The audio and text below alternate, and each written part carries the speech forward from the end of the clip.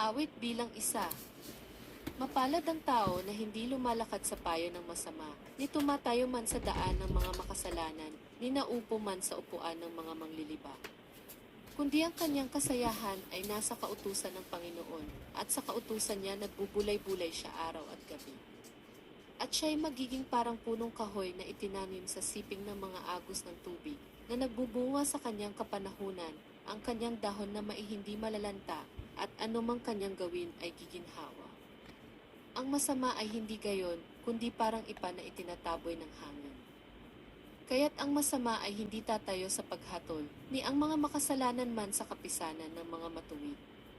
Sapagkat nalalaman ng Panginoon ang lakad ng mga matuwid, ngunit ang lakad ng masama ay mapapahamak.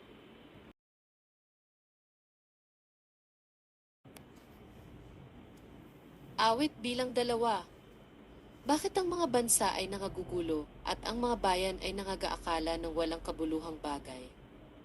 Ang mga hari sa lupa ay nagsisihanda at ang mga pinuno ay nagsasanggunian laban sa Panginoon at laban sa kanyang pinahira ng langis na sinasabi, lagutin natin ang kanilang tali at ating iwaksi ang kanilang mga panali sa atin. Siyang naupo sa kalangitan ay tatawa, ilalagay sila ng Panginoon sa kakutyaan. Kung magkagayo ay magsasalita siya sa kanila sa kanyang puot, at babagabagin sila sa kanyang malabis na sama ng loob. Gayon maiinilagay ko ang aking hari sa aking banal na bundok ng Siyon.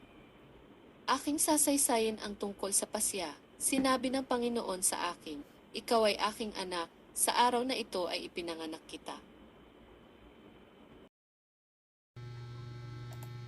Humingi ka sa akin, at ibibigay ko sa iyo ang mga bansa na iyong pinakamana at ang mga pinakadulong bahagi ng lupa ay iyong pinakaari. Sila'y iyong babaliin ng isang pamalong bakal, iyong dudurugin sila na parang isang sisidla ng magpapalyo. Ngayon nga ay magpakapantas kayo, o kayong mga hari, mga tuto kayo, kayong mga hukom sa lupa. Kayo'y mga glingkod sa Panginoon na may takot at mga galak na may panginginig.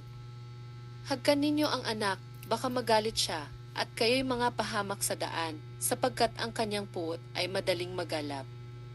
Mapapalad ang nanganganlong sa kanya.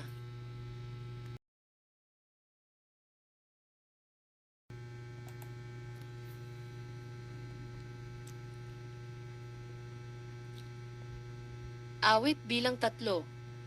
Panginoon, ano't ang aking mga kaaway ay nagsisidami.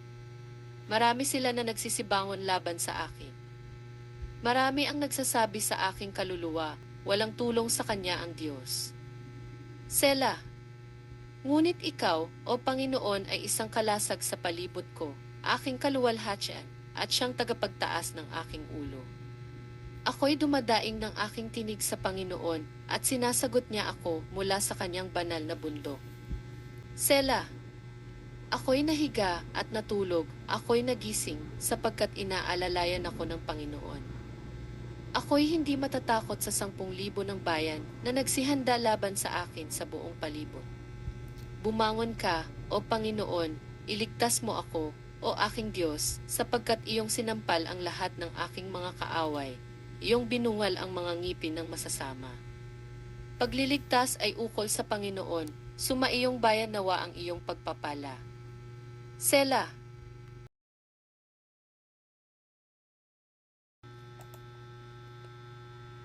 Awit bilang 4. Sagutin mo ako, pagka tumatawag ako, o Diyos ng aking katuwiran, inilagay mo ako sa kaluwagan, nang ako'y nasa kagipitan, maawa ka sa akin, at dinggin mo ang aking dalangin. O kayong mga anak ng tao, hanggang kailan magiging kasiraang puri ang aking kaluwalhatian? Gaano katagal ibigin ninyo ang walang kabuluhan at hahanap sa kabulaanan? Sela. Ngunit talastasin ninyo na ibinukod ng Panginoon sa ganang kanyang sarili ang banal, didinggin ng Panginoon pagka ako'y tumawag sa kanya. Kayo'y magsipanginig at huwag mangagkasala, mangagbulay-bulay kayo ng inyong puso sa inyong higaan, at kayo'y magsitahimik. Mangaghandog kayo ng mga hain ng katuwiran, at ilagak ninyo ang inyong tiwala sa Panginoon.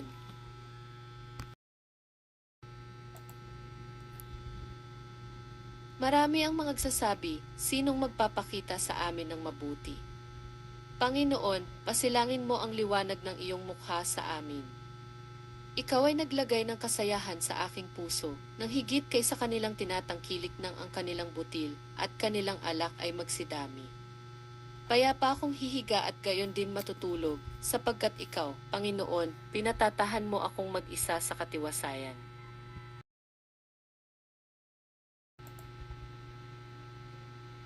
Awit bilang 5. Pakinggan mo ang aking mga salita, o Panginoon, pakundanganan mo ang aking pagbubulay-bulay.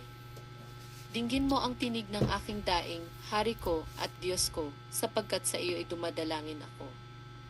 O Panginoon, sa kinaumagaha ay didinggin mo ang aking tinig, sa kinaumagahan ay aayusin ko ang aking dalangin sa iyo, at magbabantay ako. Sapagkat ikaw ay di isang Diyos na may kaluguran sa kasamaan, ang masama ay hindi tatahang kasama mo. Ang hambog ay hindi tatayo sa iyong paningin, iyong kinapupuotan ang lahat ng mga manggagawa ng kalikuan.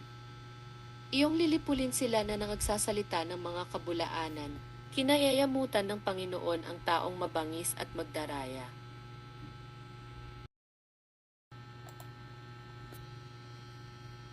Ngunit sa ganang akin, sa kasaganaan ng iyong kagandahang loob ay papasok ako sa iyong bahay. Sa takot sa iyo ay sasamba ako sa dako ng iyong banal na templo. Patnubayan mo ako, O Panginoon, sa iyong katuwiran dahil sa aking mga kaaway, patagin mo ang iyong daan sa harapan ko. Sapagkat walang pagtatapat sa kanilang bibig, ang kanilang kalooban ay tunay na kasamaan, ang kanilang lalamunan ay bukas na libingan, sila'y nanganunuya ng kanilang dila.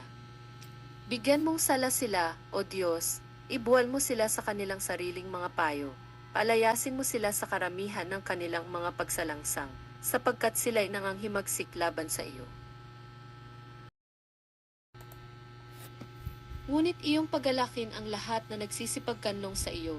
Pahiyawin mo nawa sila sa kagalakan magpakailanman, sapagkat iyong ipinagsasanggalang sila. Mga galak nawa rin sa iyo ang nagsisiibig ng iyong pangalan. Sapagkat iyong pagpapalain ang matuwid, O Panginoon, lilibirin mo siya ng paglingap na gaya ng isang kalasag.